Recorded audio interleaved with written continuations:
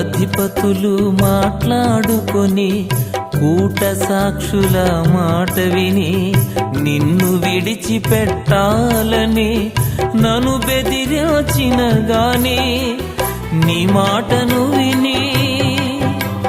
నిన్ను నమ్ముకొని నీ మాటను విని నిన్ను నమ్ముకొని కడదాకా నడిచెదను సాక్షిగా నే నిలిచెదను